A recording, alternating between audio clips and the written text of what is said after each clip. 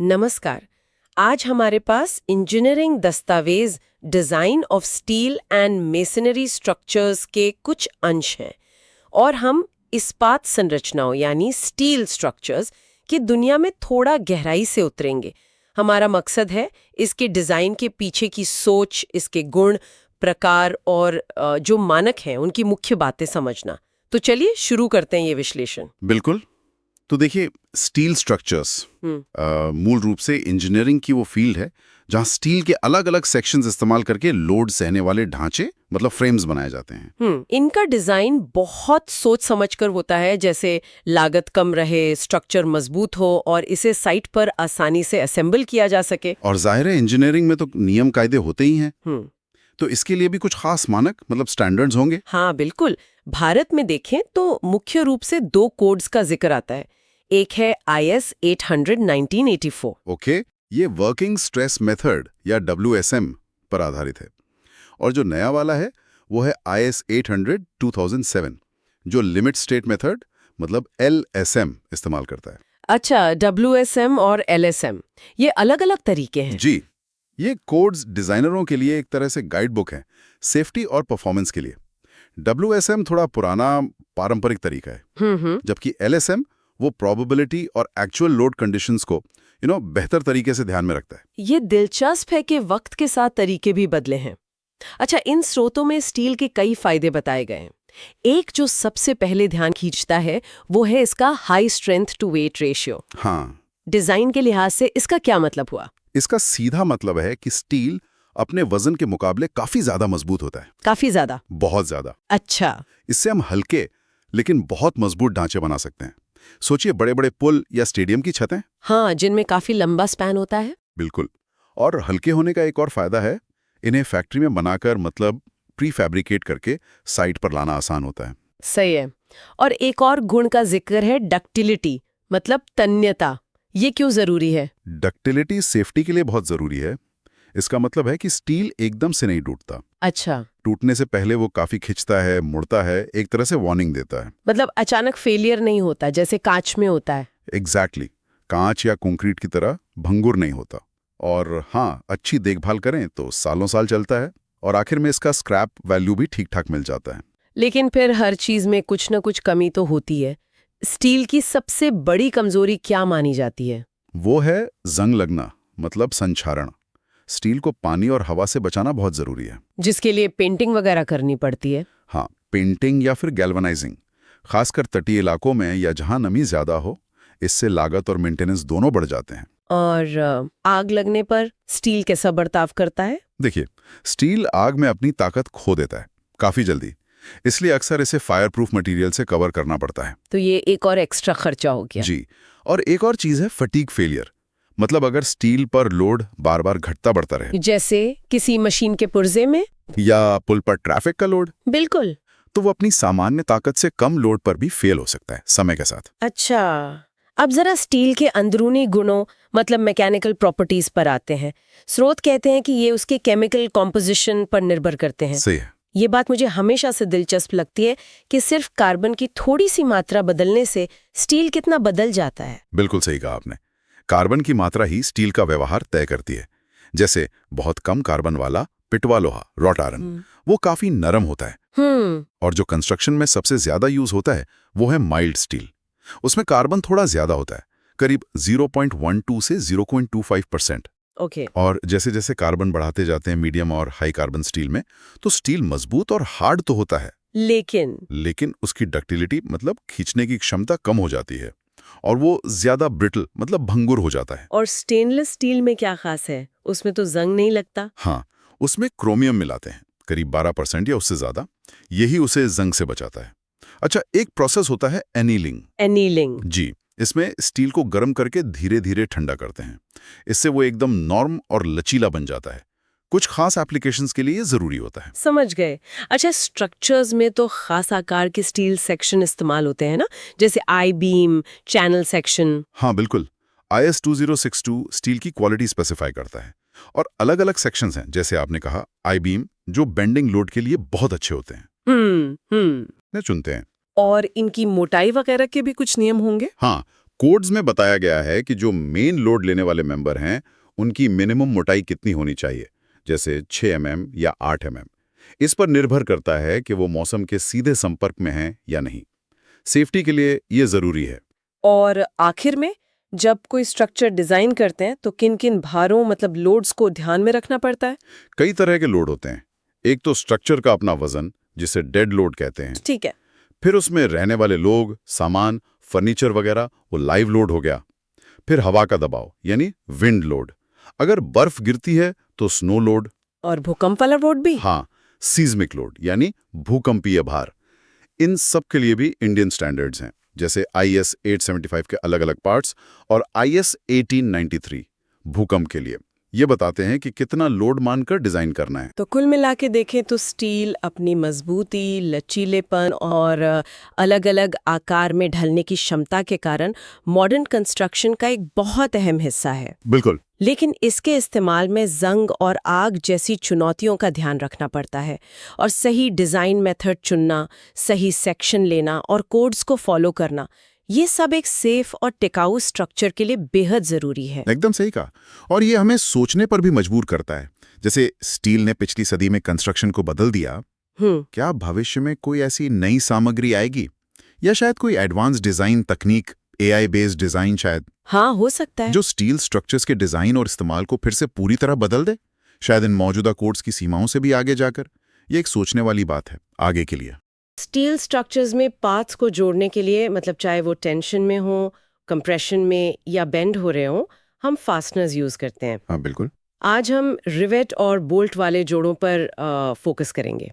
हमारे पास कुछ तकनीकी जानकारी है। सही। और हमारा मकसद है इन जोड़ों की बेसिक्स, उनके टाइप्स और कुछ इंपॉर्टेंट डिजाइन पहलू समझना। ठीक है, चलिए शुरू करते हैं। तो रिवेट्स, ये असल में क्या होते हैं? मुझे पता है, ये स्टील के मतलब लचीले टुकड़े जैसे होते हैं, शैंक और हेड वाले। हाँ, सही। एक डक्टाइल स्टील का पीस, एक तरफ हेड। और इनका इस्तेमाल खासकर डायनामिक लोड वाली जगहों पर होता है, जैसे पुल वगैरह में। बिल्कुल, जहां लोड बदलता रहता है वहां ये अच्छे रहते हैं। पर रिवेट डिजाइन में ना कुछ मान्यताएं होती हैं। अच्छा। जैसे ये मान लेते हैं कि प्लेट्स के बीच कोई फ्रिक्शन नहीं है और रिवेट पे स्ट्रेस एकदम यूनिफॉर्म है। एक मिनट, फ्रिक्शन को इग्नोर करना, क्या ये सेफ है? और वो एनालिसिस में ग्रॉस डायमीटर क्यों यूज करते हैं, नॉमिनल क्यों नहीं? हाँ, फ्रिक्शन इग्नोर करना डिजाइन को थोड़ा और सेफ साइड पर रखता है, मतलब कंजर्वेटिव बनाता है। और ग्रॉस डायमीटर इसलिए क्योंकि रिवेट डालने के लिए छेद नॉमिनल साइज से थोड़ा बड़ा होता है। अच्छा, हाँ। तो लोड असल में उसी बड़े एरिया पर आता है। तो ये ग्रॉस डायमीटर निकालते कैसे हैं? सिंपल है। अगर नॉमिनल डायमीटर D 25 mm या उससे कम है तो ग्रॉस डायमीटर D प्राइम होता है D + 1.5 mm। ओके। और अगर D 25 mm से ज्यादा है तो D प्राइम = D + 2 mm। ज्यादातर स्नैपहेड रिवेट्स ही यूज होते हैं। और इनको लगाने के तरीके भी अलग हैं। हॉट ड्रिवन और कोल्ड ड्रिवन सुना है मैंने। हाँ बिल्कुल। हॉट ड्रिवन में 550 से 1000 डिग्री सेल्सियस पर गर्म करके लगाते हैं। काफी गर्म? हाँ, तो ठंडा होने पर वो सिकुड़ता है और प्लेट्स को कस के पकड़ता है। लीक प्रूफ जॉइंट्स के लिए बढ़िया है। अच्छा। और कोल्ड ड्रिवन? वो नॉर्मल टेम्परेचर पर होता है। इसमें मटेरियल थोड़ा सख्त हो जाता है, क्लैंपिंग एक्शन मजबूत होता है, तो इसकी स्ट्रेंथ हॉट ड्रिवन से ज्यादा होती है। ओह, इंटरेस्टिंग। तो स्ट्रेंथ में फर्क आ जाता है और लोकेशन का भी फर्क पड़ता है, जैसे फील्ड में लगाना और वर्कशॉप में। हाँ, ये जानना जरूरी है। फील्ड कंडीशंस उतनी कंट्रोल्ड नहीं होती ना। सही बात है। तो फील्ड रिवेट की स्ट्रेंथ शॉप रिवेट से 10% कम मानते हैं, और अगर हाथ से लगाए हैं तो 20% कम। तो डिजाइन में इसका ध्यान रखना पड़ता होगा। बिल्कुल, या तो ज्यादा रिवेट लगाओ या सेफ्टी मार्जिन बढ़ाओ। समझ गई। और जॉइंट्स के टाइप, लैप जॉइंट और बट जॉइंट। हाँ, लैप जॉइंट में तो बस प्लेटें एक दूसरे पर चढ़ा दी। सिंपल। बट जॉइंट में प्लेटें एंड टू एंड रखते हैं और कवर प्लेट से जोड़ते हैं, सिंगल कवर या डबल कवर। डबल कवर वाला शायद ज्यादा अच्छा होता है। हाँ, डबल कवर बट जॉइंट सबसे एफिशिएंट माना जाता है। वो क्यों? क्योंकि उसमें फोर्स सिमेट्रिकली ट्रांसफर होता है। दोनों तरफ कवर प्लेट होने से लोड सीधा खिंचता है, प्लेटों में बेंडिंग नहीं आती, लोड डिस्ट्रीब्यूशन अच्छा रहता है। अच्छा। और अगर रिवेट्स डायमंड पैटर्न में लगाएं तो वो और भी एफिशिएंट हो जाता है। ओके। रिवेट्स तो ठीक है, पर आजकल बोल्ट्स ज्यादा दिखते हैं, खासकर जहां वाइब्रेशन हो या डायरेक्ट टेंशन। ये रिवेट्स से कैसे अलग है?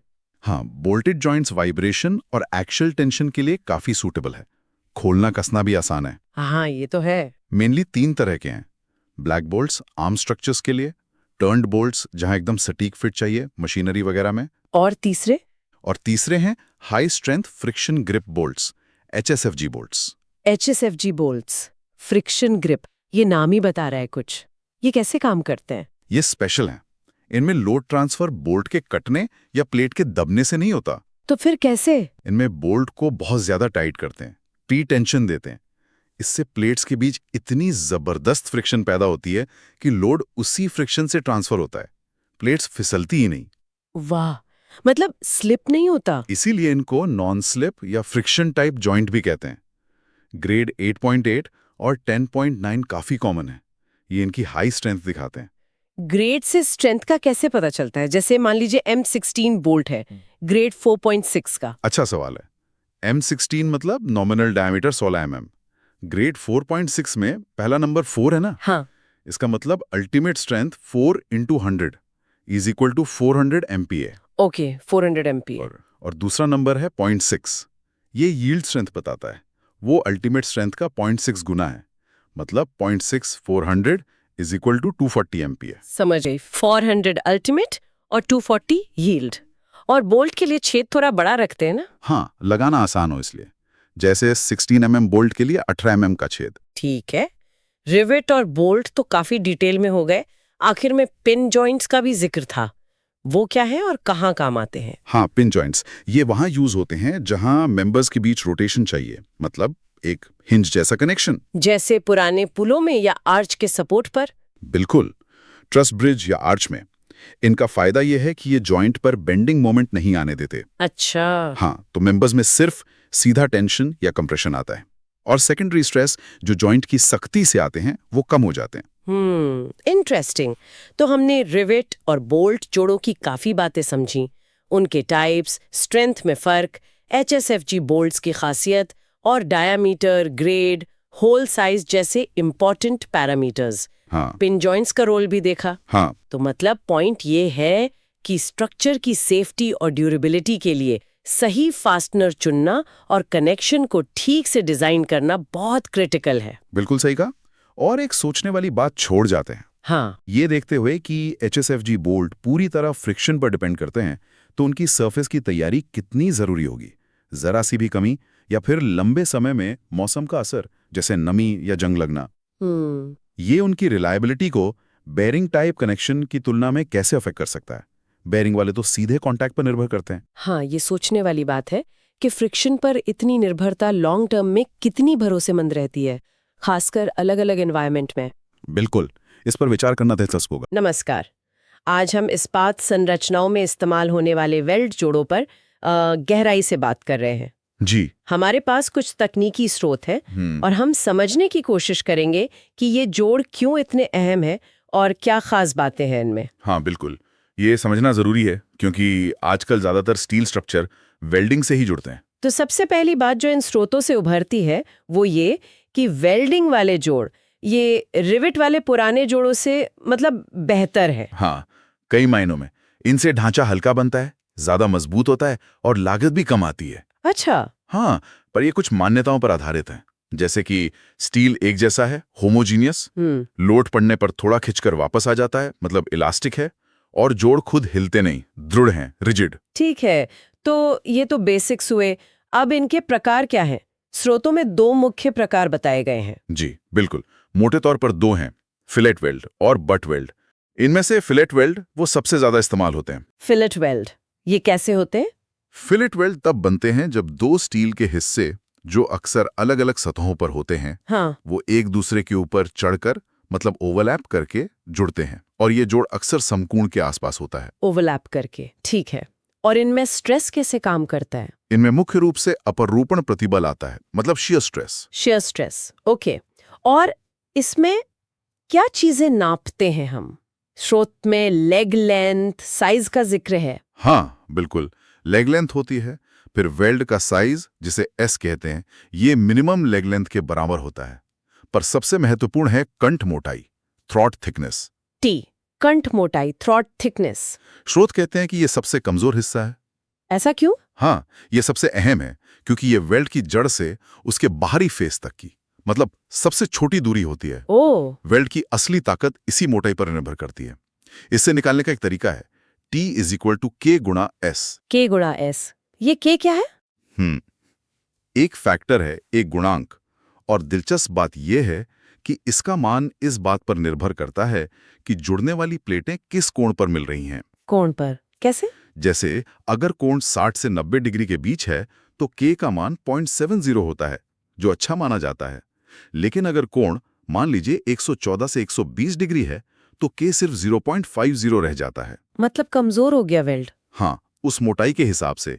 और ये मोटाई T कभी भी 3 मिलीमीटर से कम नहीं होनी चाहिए। अच्छा। एक और जरूरी बात, 60 डिग्री से कम या 120 डिग्री से ज्यादा कोण पर फिलेट वेल्ड इस्तेमाल ही नहीं करना चाहिए। कोड मना करता है। अरे वाह, कोण इतना मायने रखता है। अच्छा, फिलेट वेल्ड के और भी प्रकार होते हैं क्या, जैसे लोड की दिशा के हिसाब से? हाँ बिल्कुल, अगर लोड वेल्ड के समानांतर है तो उसे साइड वेल्ड या ट्रांसवर्स वेल्ड कहते हैं। अगर लोड वेल्ड के लंबवत है तो एंड वेल्ड या लॉन्गिट्यूडनल वेल्ड। और कभी-कभी पूरी लंबाई में वेल्ड करने की जरूरत नहीं होती तो बीच-बीच में वेल्ड करते हैं, उसे इंटरमिटेंट वेल्ड कहते हैं। इंटरमिटेंट। हाँ, लेकिन उसकी भी प्रभावी लंबाई कम से कम 4S या 40 mm होनी चाहिए। और कभी जगह कम हो तो स्लॉट या प्लग वेल्डिंग भी की जाती है। ओके, तो डिजाइन करते समय इन सब बातों का ध्यान रखना पड़ता होगा। प्लेट की मोटाई का भी जिक्र था। जी हाँ। प्लेट की मोटाई के आधार पर वेल्ड का कम से कम और ज्यादा से ज्यादा साइज तय होता है।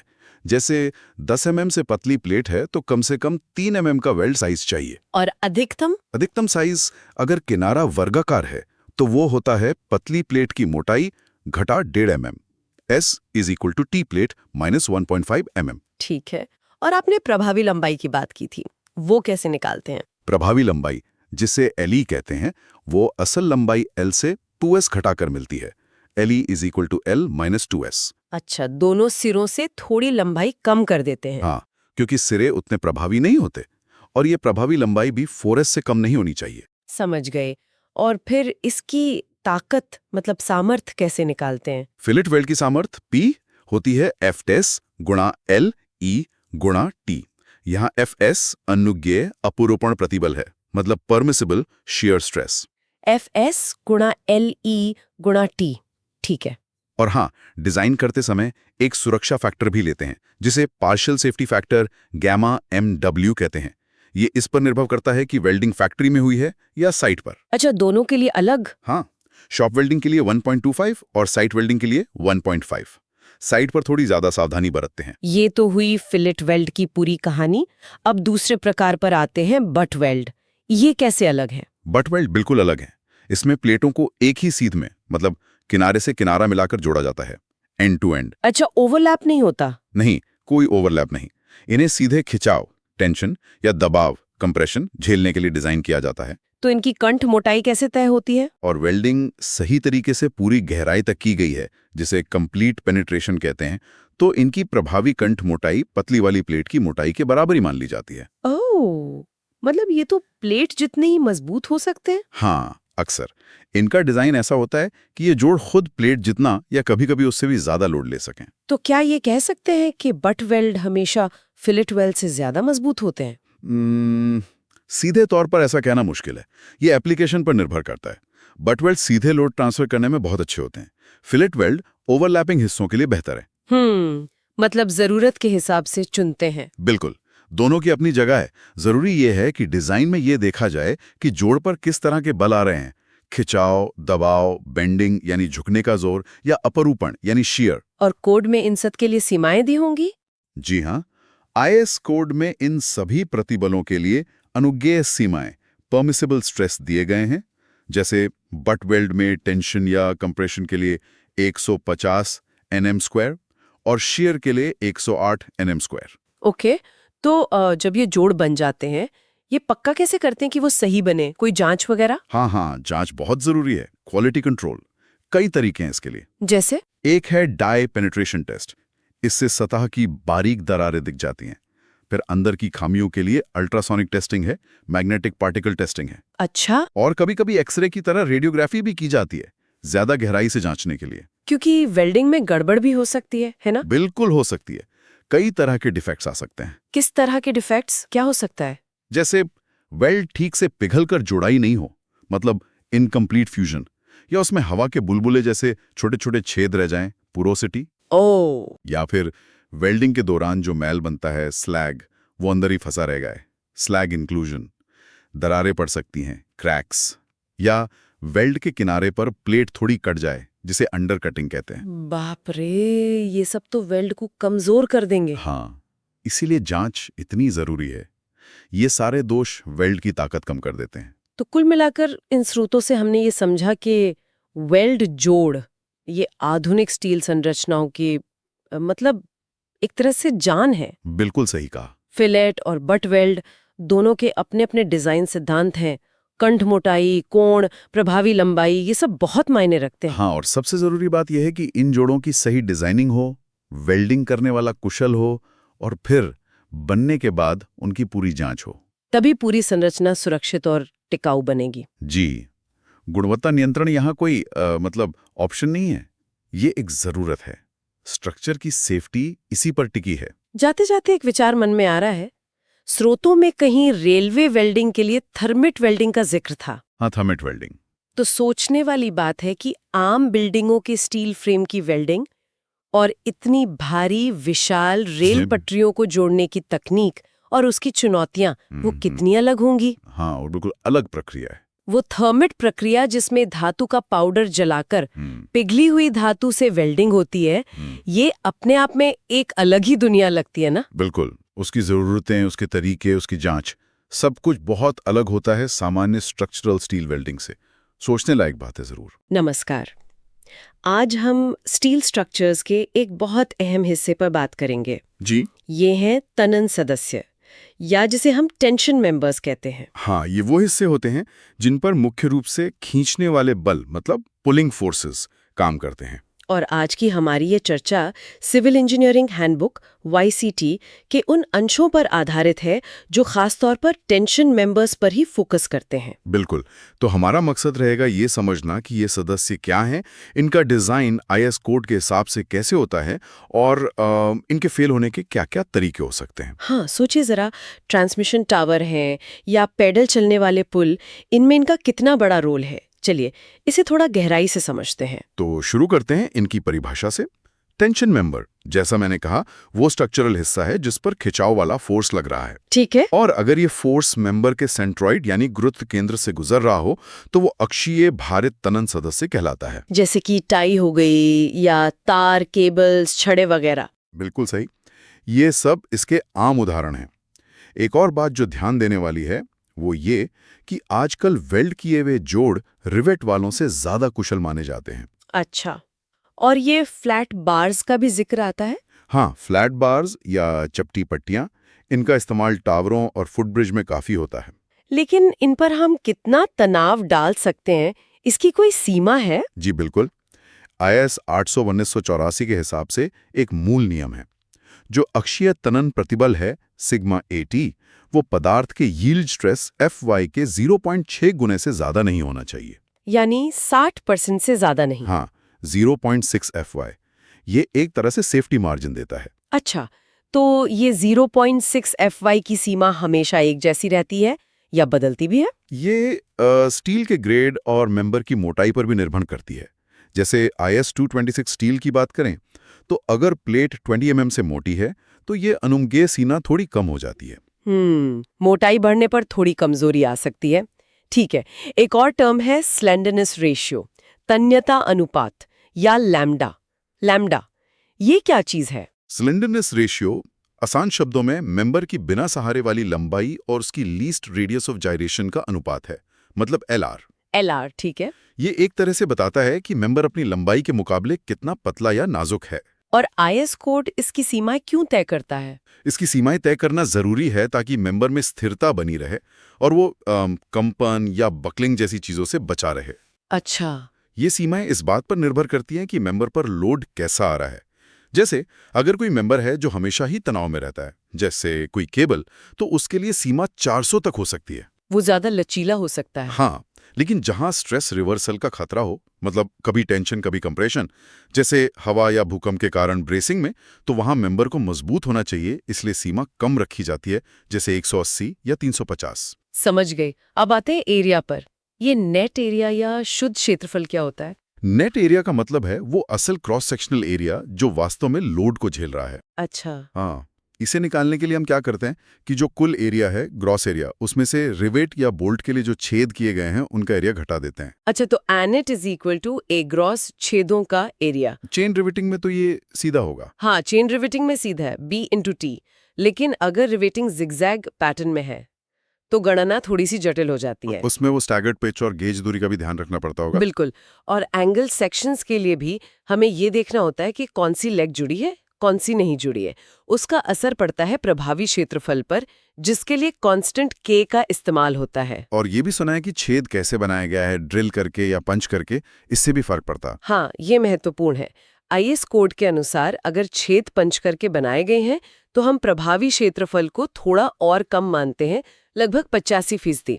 K2 is equal to 0.85। Drill किए छेदों के लिए ये 1.0 रहता है। क्योंकि पंचिंग से शायद मटेरियल थोड़ा डैमेज हो सकता है किनारों पर। सली कहा, सूक्ष्म दरारें आ सकती हैं।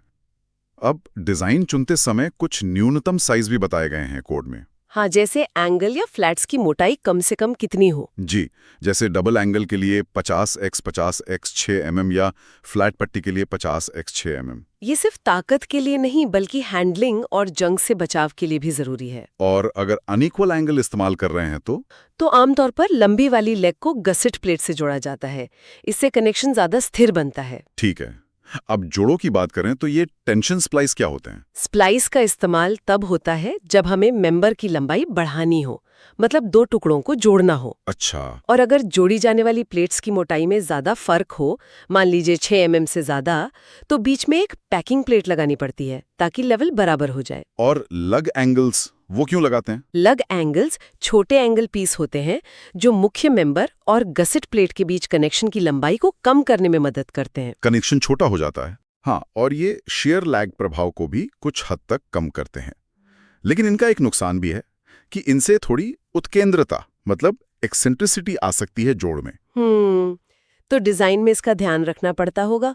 अब सबसे जरूरी सवाल पर आते हैं, ये टेंशन मेंबर्स फेल कैसे हो सकते हैं, मतलब विफलता के तरीके क्या हैं? देखिए, IS 800 2007 के अनुसार टेंशन मेंबर्स की विफलता मुख्य रूप से 3 तरीकों से हो सकती है। 3 तरीके कौन कौन से? पहला है ग्रॉस सेक्शन यील्डिंग। इसमें क्या होता है कि पूरा का पूरा क्रॉस सेक्शन ही खिंच जाता है, मतलब उसमें परमानेंट डिफॉर्मेशन आ जाता है यील्ड स्ट्रेस तक पहुंचने के कारण। ये टूटता नहीं है पर खिंच जाता है। अच्छा, मतलब सदस्य बेकार हो गया। हाँ। दूसरा तरीका है नेट सेक्शन रप्चर। इसमें मेंबर टूट जाता है, फ्रैक्चर हो जाता है। और ये कहां से टूटता है? जहां पर छेद हैं, क्योंकि वहां एरिया कम है, सेक्शन कमजोर है। मतलब जहां बोल्ट या रिवेट लगे हैं वहां से? बिल्कुल। और तीसरा तरीका है ब्लॉक शेयर फेलियर। ये थोड़ा मिला जुला है। ब्लॉक शेयर ये क्या होता है? इसमें जोड़ के पास का एक हिस्सा एक ब्लॉक जैसा कटकर अलग हो जाता है। ये शेयर और टेंशन दोनों के मिले जुले असर से होता है। एक सतह पर शेयर फेलियर होता है और दूसरी सतह पर टेंशन फेलियर। ओह, ये तो काफी जटिल लगता है। हाँ, ये कनेक्शन के पास होता है। तो डिजाइन करते समय इंजीनियर को यह पक्का करना होता है कि सदस्य इन तीनों ही मोड में सुरक्षित रहें। तो जो डिजाइन स्ट्रेंथ होगी सदस्य की, वो इन तीनों में से जो सबसे कम वैल्यू आएगी वही मानी जाएगी। एकदम सही। जो भी कमजोर कड़ी होगी वही डिजाइन स्ट्रेंथ तय करेगी। और इसके लिए IS कोड में फॉर्मूले दिए गए हैं जिनमें हम पार्शियल सेफ्टी फैक्टर्स का इस्तेमाल करते हैं, जैसे वो गामा MO और गामा ML। हाँ, गामा MO यील्डिंग के लिए लगभग 1.1 और गामा ML रप्चर के लिए लगभग 1.25। ये अतिरिक्त सुरक्षा देते हैं। ठीक है। एक और टर्म था शेयर लैग इफेक्ट। इसका क्या मतलब है? शेयर लैग ये तब होता है जब टेंशन फोर्स मेंबर के पूरे क्रॉस सेक्शन पर एक समान रूप से नहीं फैलता, खासकर कनेक्शन के पास। मतलब कुछ हिस्सा कम स्ट्रेस लेता है और कुछ ज्यादा। हाँ, ऐसा समझिए कि जो हिस्से कनेक्शन से सीधे नहीं जुड़े हैं उन तक स्ट्रेस पहुंचने में थोड़ी देरी होती है, वो लैग करते हैं। इससे मेंबर की एफिशिएंसी थोड़ी कम हो जाती है। लंबे कनेक्शन में यह असर कम होता है। अच्छा, और आखिर में न्यूनतम मोटाई का भी कोई नियम है? हाँ, IS 800/2007 कहता है कि अगर मेंबर मौसम के संपर्क में है, मतलब बाहर लगा है, और उस तक पेंटिंग वगैरह के लिए आसानी से पहुंचा जा सकता है, तो कम से कम 6 mm मोटा होना चाहिए। और अगर पहुंचना मुश्किल हो? तो फिर कम से कम 8 mm, ताकि जंग लगने का खतरा कम रहे। तो कुल मिलाकर हमने देखा कि टेंशन मेंबर का डिजाइन एक काफी विस्तृत प्रक्रिया है। इसमें सिर्फ अलग-अलग तरह की ताकतें जैसे यील्डिंग, रप्चर, ब्लॉक शेयर, इनका ही ध्यान नहीं रखना पड़ता। बिल्कुल, बल्कि स्लेंडरनेस रेशियो, कनेक्शंस कैसे बन रहे हैं, शियर लैग का असर, ये सब भी देखना पड़ता है। हाँ, जोड़ों का डिजाइन जैसे स्प्लाइस और लग एंगल, ये भी बहुत महत्वपूर्ण भूमिका निभाते हैं। सही कहा। और ये सारी बातें हमें एक दिलचस्प सवाल की ओर ले जाती हैं। जैसे जैसे हम नई सामग्रियां देख रहे हैं, कंपोजिट मटेरियल आ रहे हैं, कनेक्शन की तकनीकें एडवांस हो रही हैं, तो क्या भविष्य में ऐसा हो सकता है कि इन टेंशन मेंबर्स का डिजाइन कुछ सरल हो जाए? मतलब क्या हम ऐसी तकनीकें या मटेरियल विकसित कर सकते हैं जो इन जटिलताओं जैसे शेयर लैग या ब्लॉक शेयर को कम कर दें और हमें और भी ज्यादा कुशल और भरोसेमंद सदस्य मिल सकें? ये सोचने वाली बात है। नमस्कार और स्वागत है। आज हम स्टील स्ट्रक्चर्स के एक बहुत जरूरी हिस्से पर बात करने वाले हैं जी। संपीड़न अवयव यानी कंप्रेशन मेंबर्स। हमारे पास कुछ तकनीकी नोट्स हैं, तो कोशिश रहेगी कि इनकी मुख्य बातें समझें। बिल्कुल, ये समझना बहुत जरूरी है, क्योंकि किसी भी स्टील के ढांचे की मतलब स्थिरता और वो कितना लोड ले सकता है, ये इन्हीं पर टिका होता है। सही बात है। तो चलिए शुरू करते हैं। सबसे पहले ये होता क्या है संपीड़न अवयव? देखिए, आसान भाषा में ये स्ट्रक्चर का वो हिस्सा है जिस पर अक्षीय मतलब लंबाई की दिशा में दबाव पड़ रहा हो, जैसे उसे दबाया जा रहा हो। अच्छा, जैसे कि कॉलम या फिर स्ट्रट? हाँ बिल्कुल, कॉलम हो गए, स्ट्रट हो गए, क्रेन का बूम भी इसी का उदाहरण है। हाँ, वो क्रेन वाला लंबा हिस्सा। जी। और स्ट्रट जो है वो अक्सर छत की कैंचियों मतलब रूफ ट्रस में या ब्रेसिंग में इस्तेमाल होते हैं, तिरछे लगे होते हैं ज्यादातर। अच्छा, और कॉलम वो तो सीधे खड़े होते हैं। हाँ, कॉलम या पोस्ट जिन्हें स्टैंशन भी कहते हैं, वो वर्टिकल होते हैं। वो ऊपर की मंजिल का या गर्डर का लोड नीचे ट्रांसफर करते हैं। ठीक है, ये तो हुई बेसिक बात। अब थोड़ा डिजाइन में घुसते हैं। दो शब्द बार बार दिख रहे हैं, न्यूनतम परिभ्रमण त्रिज्या मतलब आर-मिन, हाँ, लीस्ट रेडियस ऑफ गायरेशन, और दूसरा है तनुता अनुपात स्लेंडरनेस रेशियो, जिसे लैम्डा कहते हैं। ये तनुता अनुपात क्या चीज है? देखिए, तनुता अनुपात एक तरह से ये बताता है कि कोई मेंबर कितना पतला या लंबा है अपनी चौड़ाई के मुकाबले। मतलब कितना आसानी से मुड़ सकता है। Exactly, buckling. एक लंबा पतला मेंबर छोटे मोटे मेंबर से ज्यादा जल्दी बकल करेगा, भले ही मटेरियल सेम हो। तो ये लैम्डा जो है, ये प्रभावी लंबाई और इसी आर-मिन का अनुपात है। Lambda is equals to LF upon R min. जी, लैम्डा जितना ज्यादा, बकलिंग का खतरा उतना ज्यादा। अच्छा, और आपने कहा प्रभावी लंबाई, इफेक्टिव लेंथ, ये हमेशा असल लंबाई जितनी होती है? नहीं, यही तो पेच है। प्रभावी लंबाई इस बात पर निर्भर करती है कि मेंबर के सिरे कैसे जुड़े हुए हैं, मतलब एंड कंडीशंस क्या हैं। अच्छा, कैसे? जैसे मान लीजिए दोनों सिरे एकदम फिक्स्ड हैं, न हिल सकते हैं न घूम सकते हैं, तो प्रभावी लंबाई असल लंबाई L का सिर्फ 0.65 गुना रह जाती है। मतलब मेंबर ज्यादा मजबूत हो गया। ओ, और अगर दोनों सिरे सिर्फ पिन से जुड़े हों, जैसे कब्जा, हिंज? तो प्रभावी लंबाई असल लंबाई के बराबर होगी, यानी 1.00 L। और सबसे खराब केस? जब एक सिरा फिक्स्ड हो और दूसरा बिल्कुल खुला हवा में, तब प्रभावी लंबाई दोगुनी हो जाती है, 2.00 L। वो बहुत आसानी से बकल कर सकता है। बाप रे, मतलब एंड कनेक्शंस इतने ज्यादा महत्वपूर्ण है? बहुत ज्यादा। इसी तरह एंगल स्ट्रट्स में भी प्रभावी लंबाई इस पे निर्भर करती है कि वो एक रिवेट से जुड़ा है, दो से जुड़ा है या वेल्डेड है। और इसीलिए शायद आई सेक्शन इतने कॉमन है कंप्रेशन मेंबर के तौर पर, क्योंकि वो मजबूत होते हैं। हाँ, उनकी बनावट ऐसी है कि वो बेंडिंग और कंप्रेशन दोनों में अच्छे होते हैं। पर देखिए, किसी मेंबर की असली स्ट्रेंथ मतलब स्ट्रेंथ सिर्फ सेक्शन पर नहीं, हाँ, वो उसके एरिया एग्रॉस और मटेरियल कितना स्ट्रेस झेल सकता है, मतलब अनुज्ञेय अक्षीय संपीड़न प्रतिबल सिग्मा सी, इन दोनों को गुणा करके निकलती है। और ये सिग्मा सी कैसे निकालते हैं? इसके लिए IS कोड में मर्चेंट रैंकाइन फॉर्मूला दिया है। उसमें स्टील का यील्ड स्ट्रेस Fy और उसका इलास्टिक क्रिटिकल स्ट्रेस FCC, मतलब वो किस स्ट्रेस पर बकल करेगा, ये सब देखना पड़ता है। काफी गणित है इसमें। हाँ, थोड़ा तो है। अच्छा, अब सोचिए अगर लोड बहुत ही ज्यादा हो, इतना कि एक अकेला रोल्ड स्टील सेक्शन जैसे आई सेक्शन भी काफी ना हो, तब क्या करते हैं? तब हम बनाते हैं बिल्ट अप सेक्शन। मतलब 2 या ज्यादा सेक्शन को जोड़कर एक बड़ा मेंबर तैयार करते हैं। जैसे 2 चैनल सेक्शन को आमने सामने रखकर या 4 एंगल सेक्शन को मिलाकर एक बॉक्स जैसा बना लिया। अच्छा, पर उन अलग-अलग हिस्सों को एक साथ कैसे रखा जाता है ताकि वो सब मिलकर लोड लें, अलग-अलग ना बकल करें? बहुत अच्छा सवाल है। इसके लिए 2 मेन तरीके हैं, लेसिंग या बैटनिंग। लेसिंग, वो जाली जैसा कुछ? हाँ, कुछ वैसा ही। लेसिंग में स्टील की पतली फ्लैट पट्टियां या छोटे एंगल सेक्शन तिरछे लगाए जाते हैं एक पैटर्न में, जो मेन हिस्सों को आपस में जोड़ते हैं। ये जिगजैग जैसा दिखता है। अच्छा। ये सिस्टम न सिर्फ अक्षीय लोड लेता है बल्कि थोड़ा बहुत ट्रांसवर्स शेयर, मतलब आड़ा बल भी झेल लेता है। कॉलम पर जो टोटल लोड आ रहा है उसका करीब 2.5% शेयर झेलने के लिए इसे डिजाइन करते हैं। और इसका डिजाइन कैसे होता है? मतलब एंगल क्या रखें, मोटाई कितनी हो? हाँ, वो सब नियम है। जैसे झुकाव का कोण 40 से 70 डिग्री के बीच होना चाहिए, उसकी अपनी प्रभावी लंबाई होती है, न्यूनतम मोटाई और चौड़ाई भी कोड में दी गई है। ठीक है। और दूसरा तरीका आपने बताया, बैटनिंग। हाँ, बैटन। इसमें मेन हिस्सों को जोड़ने के लिए तिरछी पट्टियों की जगह सीधी प्लेट्स लगाई जाती हैं, परपेंडिकुलर। जैसे सीढ़ी के डंडे होते हैं ना, कुछ वैसा समझ लीजिए। ओके, ये कब इस्तेमाल करते हैं? ये भी बिल्टअप सेक्शन में यूज होता है, लेकिन ये मुख्य रूप से अक्षीय लोड के लिए ही होता है।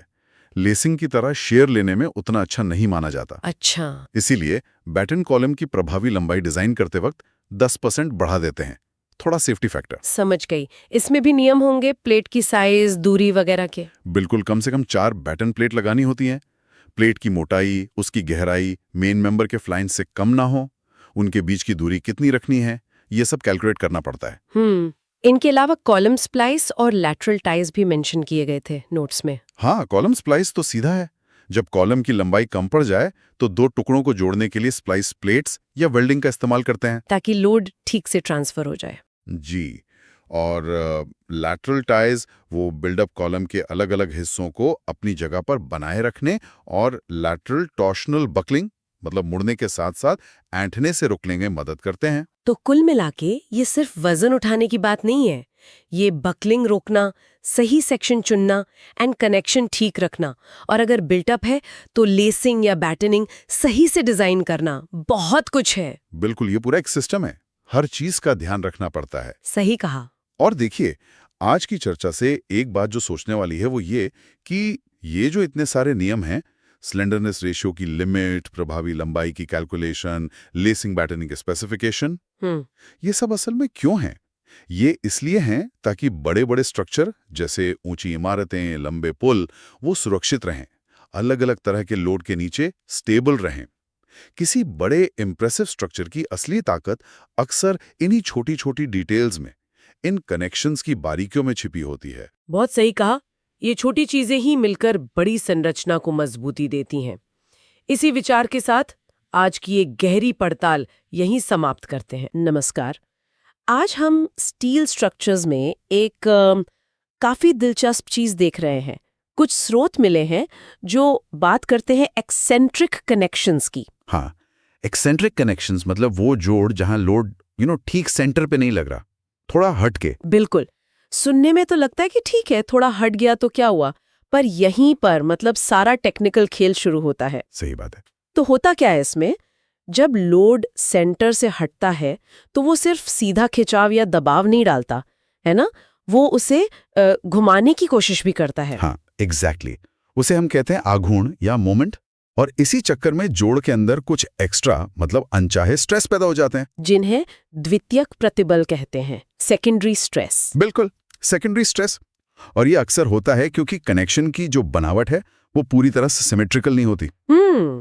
स्रोतों में कुछ उदाहरण भी थे, जैसे सीट कनेक्शन, ब्रैकेट कनेक्शन। हाँ, ये कॉमन टाइप्स हैं। तो चलिए थोड़ा और समझते हैं कि इन टेढ़े लोड वाले जोड़ों को इंजीनियर संभालते कैसे हैं। जरूर। देखिए, सबसे पहली बात जो समझनी है वो ये कि इस टेढ़ेपन का मतलब एक्सेंट्रिसिटी का असर कनेक्शन के हर पुर्जे पर मान लीजिए बोल्ट है, तो हर बोल्ट पर 2 तरह से पड़ेगा। 2 तरह से कैसे? एक तो सीधा असर, डायरेक्ट लोड के कारण जो शेयर आता है, कर्तन बल, जैसे कैंची काटती है वैसा। अच्छा। और दूसरा है उस घुमाव के कारण, वो जो मोमेंट पैदा हुआ उसके कारण भी एक असर आता है, जिसे हम मरोड़ या टॉर्शन कह सकते हैं। ओह, तो मतलब हर बोल्ट पर दोहरा लोड आ रहा है, सीधा भी और ये घुमाव वाला भी। हाँ बिल्कुल।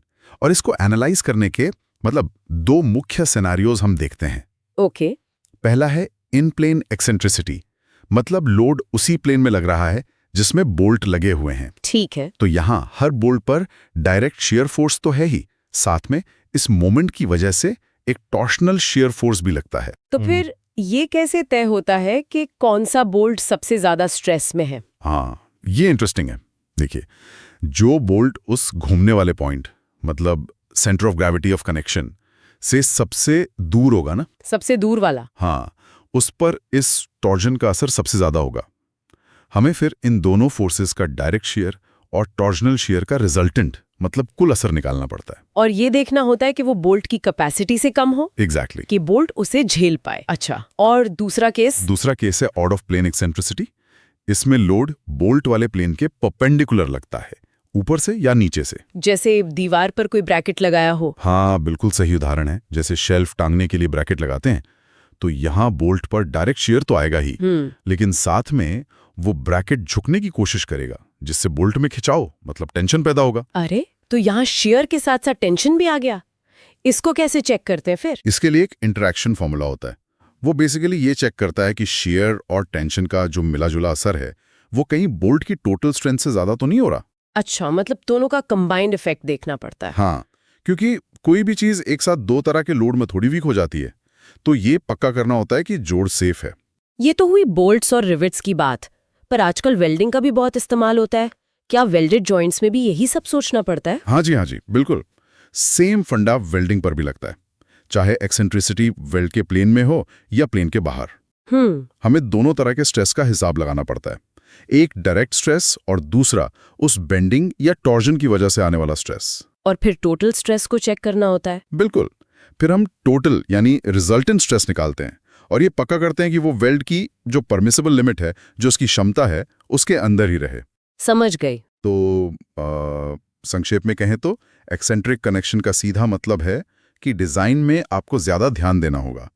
लोड का सेंटर से जरा सा भी हटना वो पूरे जॉइंट में स्ट्रेस के डिस्ट्रीब्यूशन को, उसके गणित को बदल देता है, कॉम्प्लिकेट कर देता है। हाँ, ये बात तो है। तो डिजाइनर का काम है कि वो इन छुपे हुए सेकेंडरी तनावों को पहचाने और उनका ठीक से विश्लेषण करें, ताकि स्ट्रक्चर सेफ रहे। वाकई ये सोचना बहुत दिलचस्प है कि कैसे लोड की पोजीशन में एक छोटा सा बदलाव पूरे डिजाइन पर इतना बड़ा असर डाल सकता है। स्रोतों में एक पॉइंट और था कि स्टिफन्ड सीट कनेक्शन, मतलब जिसमें वो सपोर्ट वाली प्लेट लगी होती है। हाँ, स्टिफनर प्लेट। हाँ, उसमें एक्सेंट्रिसिटी अनस्टिफन्ड वाले से ज्यादा होती है। अब ये एक सवाल छोड़ जाता है कि जब कोई इंजीनियर इन दोनों में से चुनता होगा तो वो क्या सोचता होगा? मतलब क्या ट्रेड ऑफ होते होंगे? मजबूती जरूरी है या लागत बचानी है या कुछ और फैक्टर्स होते होंगे? इस पर आगे सोचा जा सकता है। बिल्कुल, ये एक अच्छा पॉइंट है आगे सोचने के लिए। नमस्कार। सोचिए, एक चौड़ी नदी या व्यस्त हाईवे के ऊपर पुल बनाना है या किसी इमारत में बहुत भारी मशीनरी रखनी है।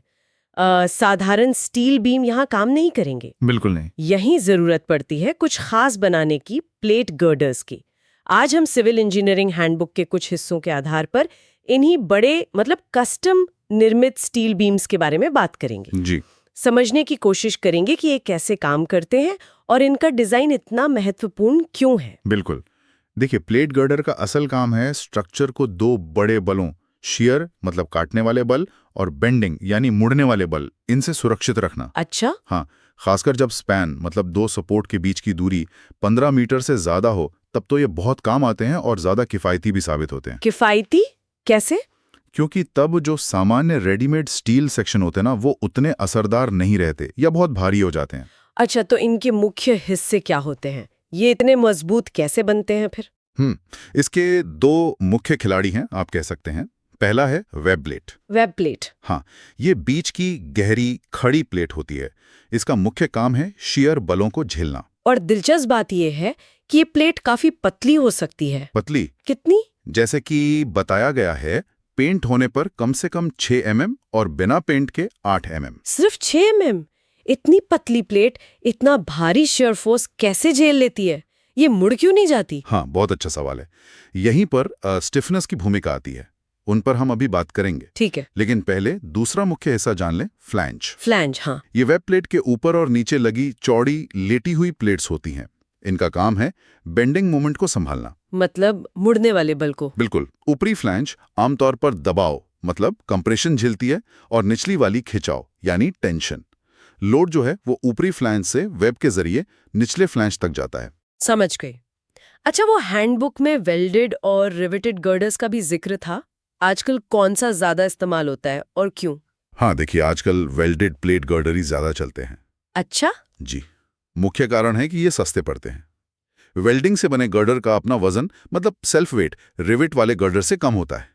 तो मटेरियल कम लगता है। सही, मटेरियल बचता है और लागत कम आती है।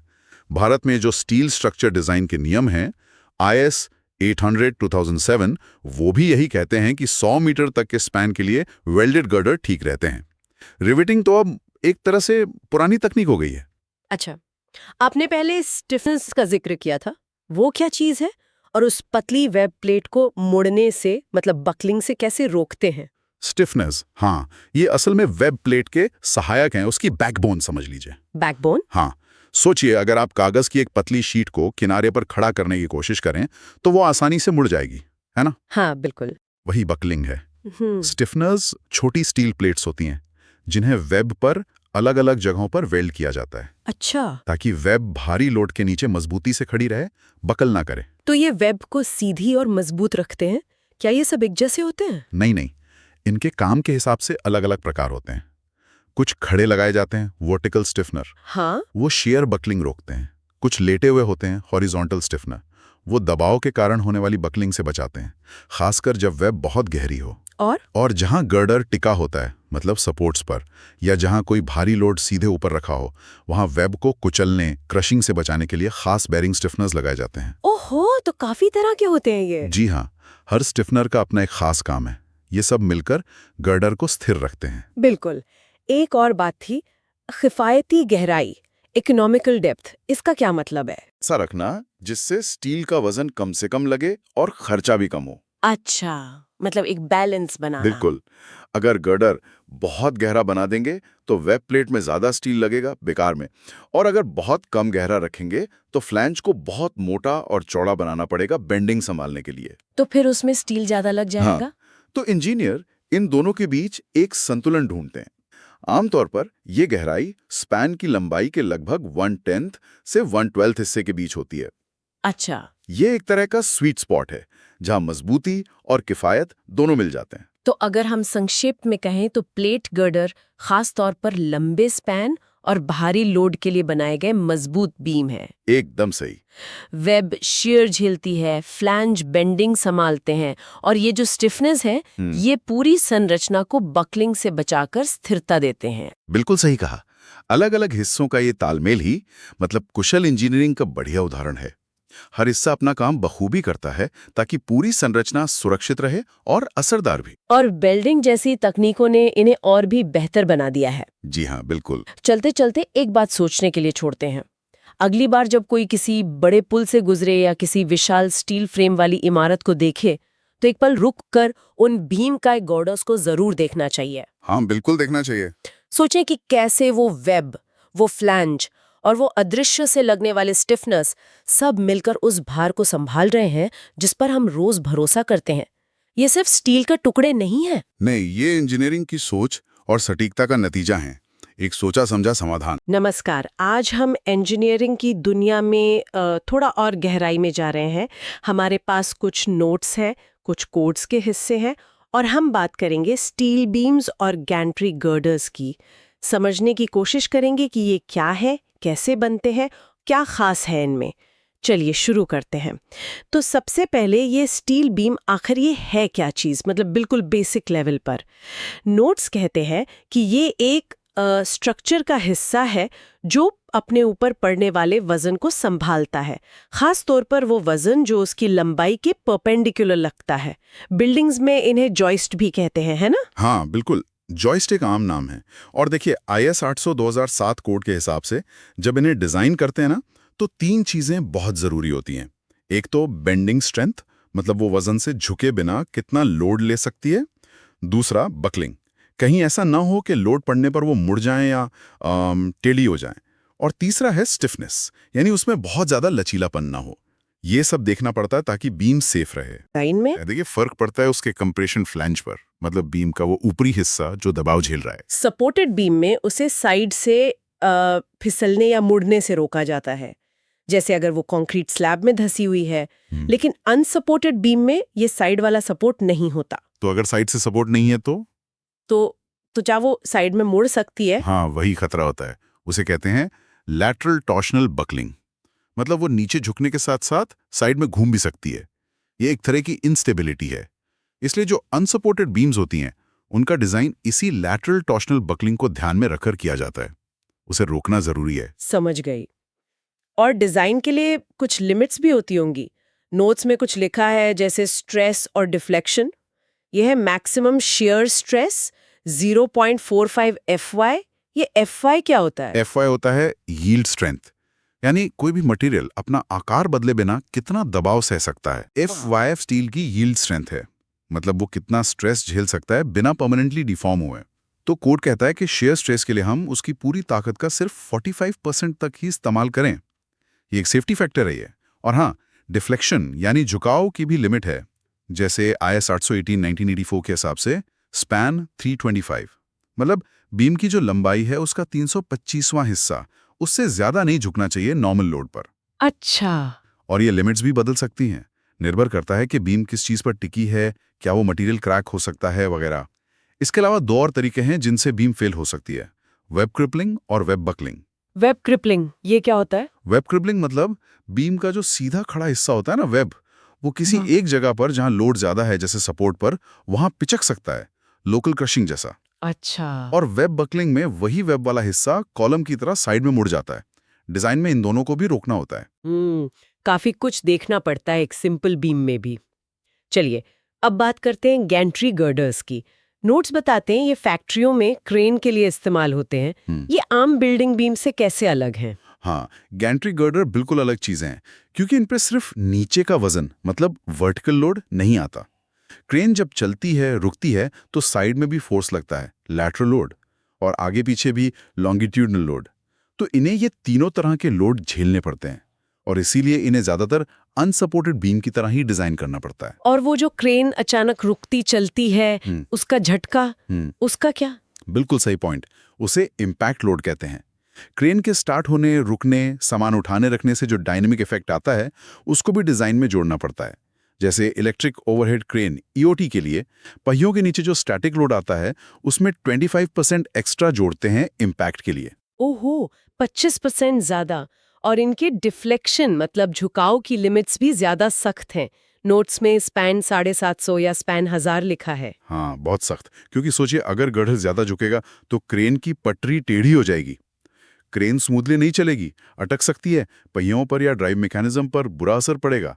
इसीलिए इनकी डिफ्लेक्शन लिमिट्स आम बीम से कहीं ज्यादा कड़ी होती हैं। तो फिर इनके लिए सेक्शन भी कुछ खास इस्तेमाल होते होंगे? हाँ, अक्सर सिर्फ एक आई सेक्शन काफी नहीं होता। कई बार लैटरल लोड और मरोड़ टॉर्शन को संभालने के लिए आई सेक्शन के ऊपर एक चैनल सेक्शन लगा देते हैं, या फिर पूरा एक बॉक्स सेक्शन बनाते हैं। इससे लैटरल स्टेबिलिटी और टॉर्शनल रिजिडिटी दोनों बढ़ जाती हैं। तो अगर हम संक्षेप में कहें, स्टील बीम्स तो बिल्डिंग्स का एक तरह से रुगगाट, रीढ़ की हड्डी है, वजन संभालती हैं, और इनकी डिजाइन में स्ट्रेंथ, स्टेबिलिटी और डिफ्लेक्शन कंट्रोल ये सब जरूरी है। बिल्कुल। और गैंट्री गर्डर एक स्पेशल केस है। ये इंडस्ट्रियल माहौल में क्रेन के डायनामिक लोड्स, इम्पैक्ट लोड्स, इन सबको संभालने के लिए बनी है, और इनमें ज्यादा ध्यान रखना पड़ता है। सही कहा। ये सब समझना दिखाता है कि कैसे ये स्ट्रक्चरल कंपोनेंट्स हमारी दुनिया को सेफ और फंक्शनल बनाते हैं। बिल्कुल। और देखिए यहाँ एक सोचने वाली बात छोड़ जाते हैं। जैसे जैसे मटेरियल साइंस में तरक्की हो रही है, क्या भविष्य में स्टील की जगह कोई और नया मटेरियल इन बीम्स में इस्तेमाल हो सकता है? और अगर ऐसा हुआ तो उससे इनके डिजाइन और परफॉर्मेंस पर क्या असर पड़ेगा? सोचने लायक सवाल है। आज हम स्टील की इमारतों के एक बहुत ज़रूरी लेकिन अक्सर अनदेखे हिस्से पर बात कर रहे हैं। हाँ। कॉलम, बेस और नींव। जो सोर्सेज हैं वो बताते हैं कि ये वो जोड़ हैं जहां स्टील का कॉलम नीचे कंक्रीट की नींव से मिलता है। बिल्कुल, ये कनेक्शन पॉइंट है। इनका सबसे बड़ा काम है मतलब कॉलम से आने वाले सारे वजन को उसको नींव पर फैला देना, सही, ताकि कंक्रीट उस दबाव को झेल सके। ये कुछ वैसा ही है जैसे बर्फ पर चलते समय स्नो शूज पहनना। हाँ, सही उदाहरण है। आपका वजन तो उतना ही रहता है पर दबाव बड़े एरिया में फैल जाता है। हाँ। तो आप धंसते नहीं। ये घटक पूरी इमारत की स्थिरता के लिए मतलब बहुत ही क्रिटिकल है। बिल्कुल। और सोर्सेज में मुख्य रूप से 2 तरह के बेस पर फोकस किया गया है, एक तो स्लैब बेस और दूसरा गसेट बेस। अच्छा। और साथ में वो नींव को कसने वाले बोल्ट्स जिन्हें फाउंडेशन बोल्ट्स कहते हैं, और एक खास तरह की नींव, ग्रिलेज नींव, इनका भी जिक्र है। तो आज हम यही समझने की कोशिश करेंगे कि ये सब कैसे काम करते हैं और इनके डिजाइन में क्या खास बातें हैं। ठीक है, तो फिर देखते हैं ये संरचनात्मक पहेली कैसे जुड़ती हैं। सबसे पहले स्लैब बेस से शुरू करें। हाँ। सोर्सेज कहते हैं कि ये तब इस्तेमाल होता है जब कॉलम पर ज्यादातर सीधा लोड मतलब एक्सियल लोड आ रहा हो। हाँ बिल्कुल, ये सबसे सरल और अक्सर सबसे सस्ता ऑप्शन भी होता है। ओके। इसमें बस एक स्टील की प्लेट होती है, बेस प्लेट कहते हैं उसे। वो कॉलम के नीचे और कंक्रीट नींव के ऊपर रखी जाती है और लोड को स्प्रेड कर देती है, फैला देती है। हाँ। और एक इंटरेस्टिंग बात सोर्सेज में ये भी लिखी है कि नींव के डिजाइन में कंक्रीट का अपना वजन वो कॉलम के लोड का करीब 10% मान लिया जाता है। अच्छा, एक अंदाजे के तौर पर। हाँ, एक प्रैक्टिकल एस्टिमेट है वो। और इस बेस प्लेट की मोटाई वो कैसे तय होती है, ये तो जरूरी होगा। हाँ, ये बहुत महत्वपूर्ण है। सोर्सेज बताते हैं कि आईएस कोड के हिसाब से इसकी मोटाई कैलकुलेट करने के फॉर्मूले हैं।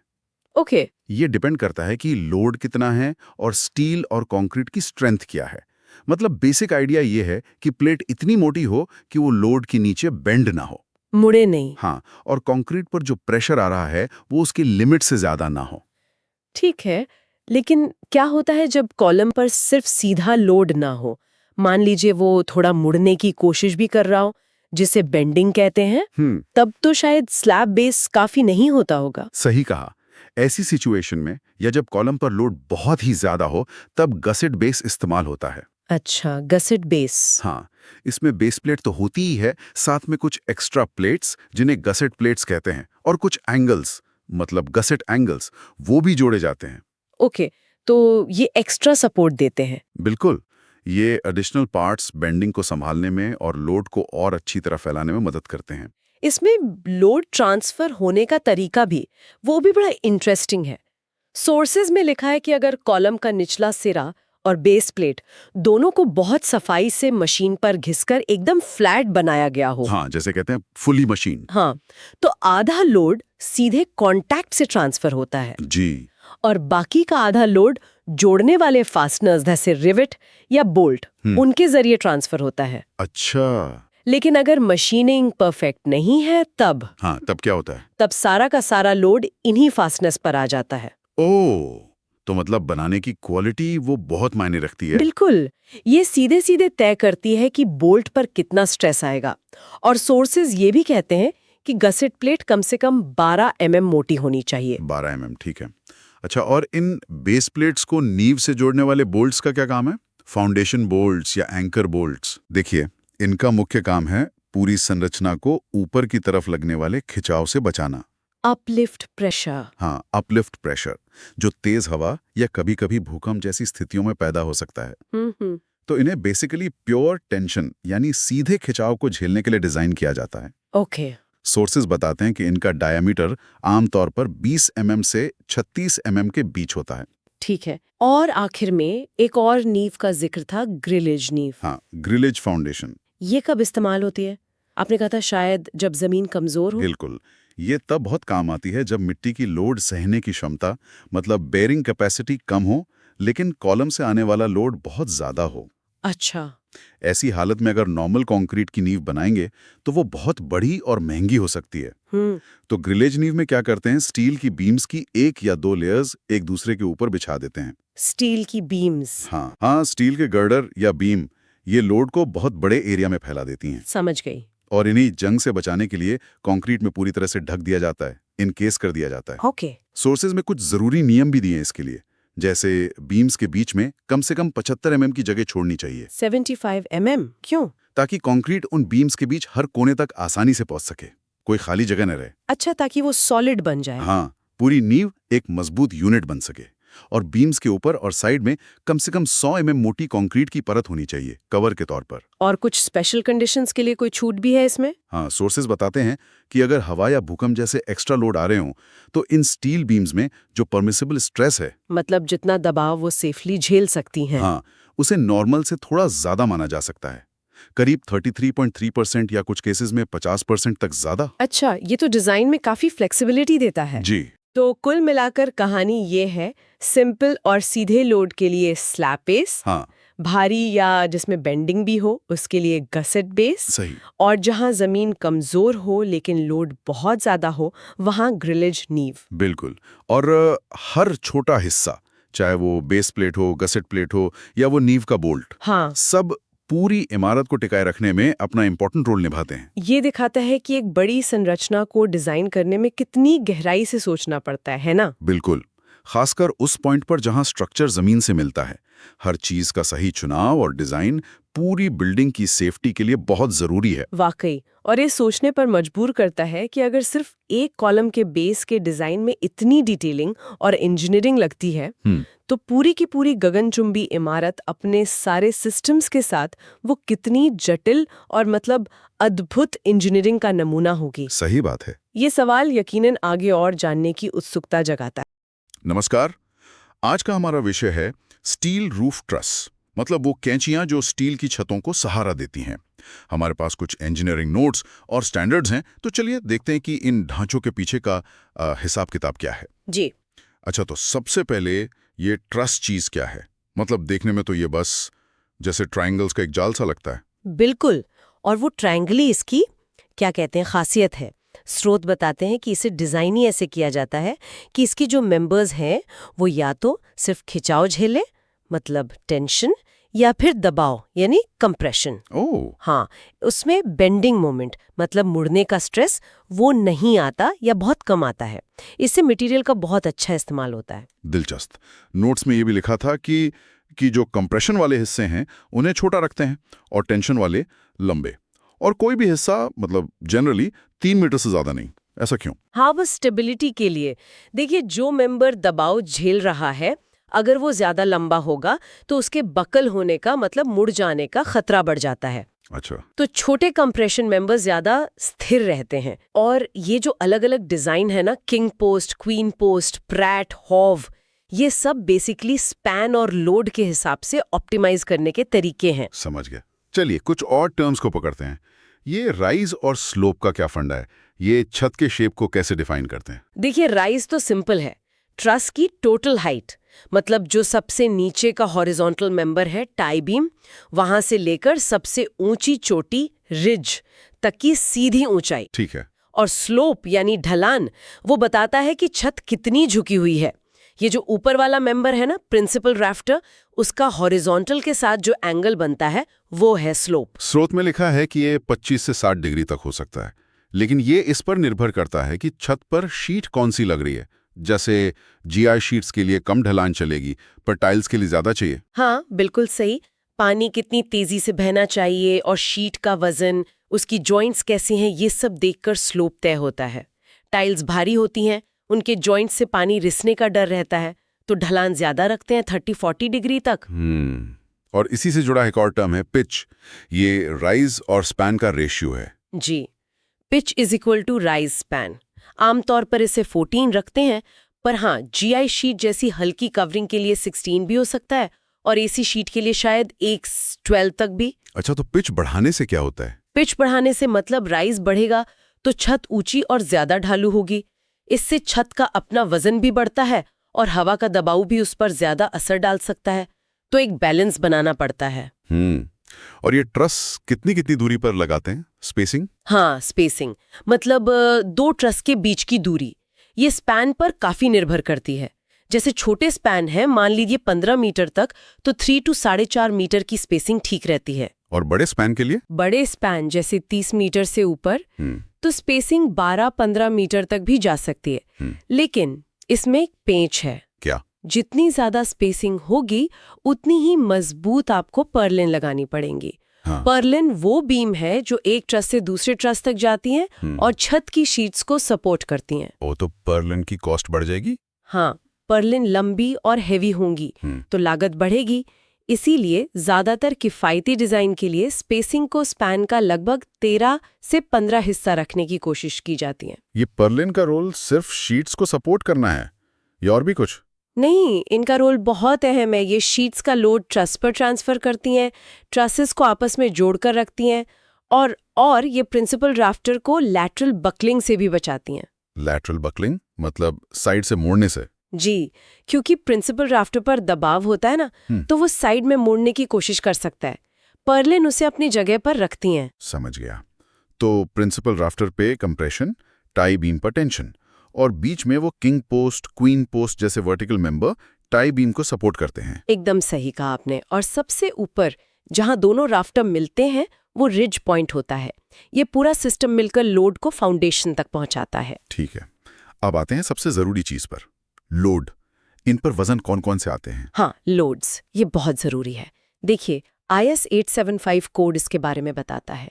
मोटे तौर पे 4 तरह के लोड होते हैं। 4 तरह के? जी, पहला डेड लोड, मतलब स्ट्रक्चर का खुद का वजन, ट्रस का, पर्लिन का, ब्रेसिंग का और जो छत की कवरिंग है उसका वजन। अच्छा, ये कितना होता है अंदाजन? ये डिजाइन पर निर्भर करता है, पर नोट्स के हिसाब से ट्रस का वजन करीब 10 से 20 kg मीटर स्क्वायर, पर्लिन 8 से 15 kg मीटर स्क्वायर, ब्रेसिंग कोई 1.5 kg मीटर स्क्वायर और कवरिंग जैसे AC शीट है तो 12 से 15 kg मीटर स्क्वायर। ये सब जुड़ता है। ठीक है। दूसरा लोड? दूसरा है लाइव लोड, मतलब वो वजन जो टेम्पररी आता है, जैसे मरम्मत के टाइम लोग छत पर चलें या कोई सामान रखा जाए। ये कैसे तय होता है? ये छत की ढलान और एक्सेसिबिलिटी पर निर्भर करता है। अगर ढलान कम है, 10 डिग्री से कम, और छत पर आसानी से जाया जा सकता है तो 150 kgm स्क्वायर तक लेते हैं। और अगर एक्सेस नहीं है? तो 75 kgm स्क्वायर। जैसे जैसे ढलान बढ़ती है ये लोड कम होता जाता है, क्योंकि खड़ी ढलान पर चलना मुश्किल है, पर एक मिनिमम वैल्यू शायद 40 kgm स्क्वायर हमेशा लेते हैं। ओके। तीसरा लोड, विंड लोड? हाँ, विंड लोड, हवा का दबाव। भारत को इसके लिए 6 अलग अलग विंड जोन में बांटा गया है। हवा का प्रेशर बिल्डिंग की हाइट, लोकेशन, शेप, इन सब पर डिपेंड करता है। ये बाहर से लगता है या अंदर से भी? दोनों तरफ से लग सकता है। बाहर से तो लगता ही है, अंदर से प्रेशर तब बनता है जब बिल्डिंग में ओपनिंग ज्यादा हो, मतलब हवा अंदर घुसकर प्रेशर बना सके। और चौथा लोड, स्नो लोड? जी, बर्फ का वजन। ये उन इलाकों के लिए है जहां बर्फ पड़ती है। इसका कैलकुलेशन बर्फ की गहराई के हिसाब से होता है।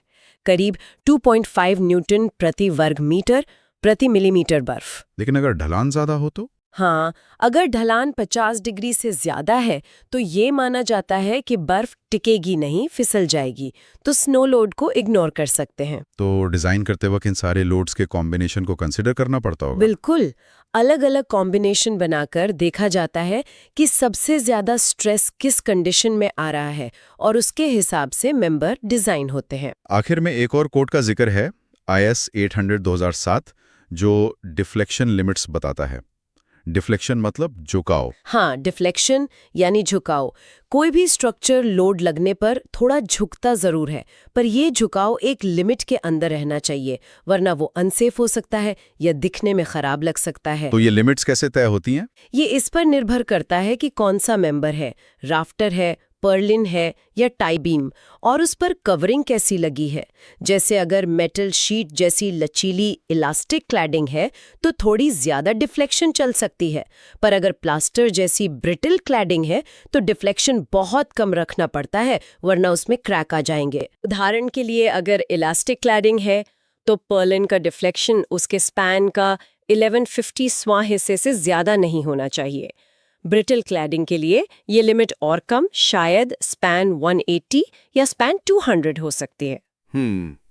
तो कुल मिला के ये स्टील रूफ ट्रस सिर्फ मतलब लोहे के टुकड़े जोड़ना नहीं है, ये तो पूरी इंजीनियरिंग है जिसमें geometry, material science, load calculation, सबका बड़ा सटीक बैलेंस चाहिए। बिल्कुल, हर एक छोटी चीज, राइज, पिच, स्पेसिंग, मेंबर्स का साइज, कनेक्शन कैसे है, लोड कैसे लग रहा है, कितना झुकाव अलाउड है, सब कुछ मिलकर तय करता है कि वो स्ट्रक्चर कितना सेफ, कितना ड्यूरेबल और कितना इकोनॉमिकल होगा। इन स्रोतों से कम ये तो समझ आया कि डिजाइन के पीछे कितनी सोच और कितने स्टैंडर्ड्स काम करते हैं। जी, और ये स्टैंडर्ड्स सेफ्टी सुनिश्चित करने के लिए बहुत जरूरी हैं। श्रोताओं के लिए एक सवाल छोड़ते हैं, ये जो स्टैंडर्ड्स हैं ये एक तयशुदा सेफ्टी मार्जिन तो देते हैं, पर क्या ये मार्जिन आज के अप्रत्याशित मौसम जैसे बहुत तेज तूफान या शायद भूकंप जैसी घटनाओं के लिए काफी हैं? वास्तविक दुनिया की अनिश्चितताओं के लिए डिजाइन को और कैसे अडैप्ट किया जाता होगा, ये सोचने वाली बात है। हाँ, ये एक महत्वपूर्ण सवाल है। इंजीनियरिंग हमेशा इवॉल्व होती रहती है और इन अनिश्चितताओं को बेहतर तरीके से अकाउंट करने की कोशिशें जारी रहती हैं। नमस्कार। आज हमारे पास स्टील संरचनाओं से जुड़े कुछ तकनीकी दस्तावेज हैं। हाँ। और हम इनमें से दो खास पहलुओं पर थोड़ी गहराई से बात करेंगे, स्टील टैंक और प्लास्टिक विश्लेषण। बिल्कुल। देखते हैं कि ये इंजीनियरिंग की दुनिया के बारे में क्या बताते हैं। हाँ, जरूर। तो शुरुआत स्टील टैंक से करते हैं। ये सिर्फ पानी या तेल रखने के बर्तन तो है नहीं, शायद इनके डिजाइन के पीछे काफी सोच विचार लगता होगा। बिल्कुल। असल में इन दस्तावेजों के अनुसार स्टील टैंक का डिजाइन कई भारतीय मानकों को ध्यान में रखकर किया जाता है। अच्छा, IS कोड्स जैसे? हाँ, जैसे IS 800, IS 803 वगैरह। ये अलग अलग तरह के टैंक के लिए नियम तय करते हैं, जैसे तेल भंडारण के लिए अलग, पानी के एलिवेटेड टैंक के लिए अलग। और इन्हें बनाते समय कई तरह के वजन और दबाव का हिसाब रखना पड़ता है, जैसे खाली टैंक का अपना वजन, डेड लोड। हाँ, डेड लोड, फिर भरे हुए तरल का भार, हवा का दबाव और वो पानी का अंदरूनी दबाव, हाइड्रोस्टैटिक बल, ये सब। अच्छा, तो कई तरह के टैंक होते हैं, कुछ सीधे जमीन पर, कुछ ऊंचे टावर पर, स्टैंड पाइप, एलिवेटेड टैंक। हाँ, और प्रेस्ड स्टील टैंक भी होते हैं जो छोटी प्लेट्स जोड़कर बनते हैं। एक दिलचस्प बात ये पता चली कि इनका डिजाइन अक्सर वर्किंग स्ट्रेस मेथड WSM से होता है। ये थोड़ा पुराना तरीका नहीं है, आजकल तो लिमिट स्टेट मेथड ज्यादा चलता है। सवाल अच्छा है। देखिए, वर्किंग स्ट्रेस मेथड, जहां हम ये पक्का करते हैं कि मटेरियल अपनी इलास्टिक सीमा के अंदर ही रहे, वो टैंकों के लिए खास तौर पर उपयोगी माना जाता है। क्यों? ऐसा क्यों? ऐसा इसलिए क्योंकि टैंकों में सिर्फ मजबूती ही नहीं, बल्कि लिक्विड टाइटनेस, यानी पानी या तरल का बिल्कुल भी ना रिसना, वो बहुत ज्यादा जरूरी है। हाँ, वो तो है। लीकेज तो नहीं चाहिए। बिल्कुल। तो WSM इसमें थोड़ी ज्यादा सुरक्षा देता है, ऐसा मानते हैं। हाँ, पानी का रिसाव तो खैर बड़ी समस्या होगी, और जाहिर है दीवारें बहुत पतली नहीं हो सकती, है ना? सही कहा। कोड्स न्यूनतम मोटाई तय करते हैं, जैसे टैंक की जो प्लेटें हैं, छत और रेलिंग छोड़कर वो कम से कम 6 मिलीमीटर मोटी होनी चाहिए। 6 मिलीमीटर, ठीक है। और छत के लिए ये 3 मिलीमीटर है। और अगर टैंक के अंदर कोई ब्रेसिंग वगैरह लगी है या उसमें कोई एसिड या बेस जैसा पदार्थ रखना है, तो मोटाई और बढ़ानी पड़ती है, करीब 1.5 मिलीमीटर तक। अच्छा, और मैंने ये भी देखा कि टैंक की क्षमता और व्यास बढ़ने पर मोटाई काफी बढ़ जाती है। हाँ, बिल्कुल। जितना बड़ा टैंक उतनी मोटी दीवारें, ताकि वो दबाव झेल सके। बिल्कुल सही। जैसे 9 मीटर व्यास तक 10 मिलीमीटर, फिर 18 मीटर तक 12 मिलीमीटर, ऐसे बढ़ती जाती है। और सिर्फ मोटाई नहीं, स्टील कितना तनाव झेल सकता है उसकी भी सीमा तय है। हाँ, वो परमिसिबल स्ट्रेस वाली बात। हाँ, टैंक के डिजाइन में सुरक्षा के लिहाज से स्टील की कुल क्षमता, जो यील्ड स्ट्रेस होता है, FY, उसका पूरा इस्तेमाल नहीं करते।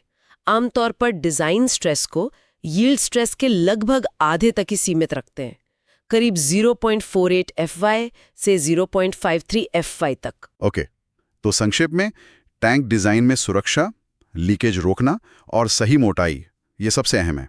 हाँ, लेकिन ये सब तब है जब हम स्टील को उसकी सुरक्षित सीमा में रख रहे हैं। पर क्या होता है जब हम ये जानना चाहें कि कोई स्टील स्ट्रक्चर असल में कितना अधिकतम भार झेल सकता है, गिरने से ठीक पहले तक? यहीं शायद प्लास्टिक एनालिसिस की भूमिका आती है। एकदम सही पकड़ा। हाँ, प्लास्टिक विश्लेषण हमें यही समझने में मदद करता है। ये वर्किंग स्ट्रेस मेथड से आप कह सकते हैं एक कदम आगे है। अच्छा, हाँ। कैसे? ये देखता है कि यील्डिंग शुरू होने के बाद भी, जब स्टील थोड़ा मुड़ने लगता है, उसके बाद भी उसमें कितनी अतिरिक्त ताकत बची है, जिसे रिजर्व स्ट्रेंथ कहते हैं। Reserve strength, interesting. हाँ, ये इस विचार पर आधारित है कि स्टील तुरंत नहीं टूटता, वो यील्ड करने के बाद भी कुछ और लोड सह सकता है। तो ये रिजर्व स्ट्रेंथ का पता कैसे लगाते हैं?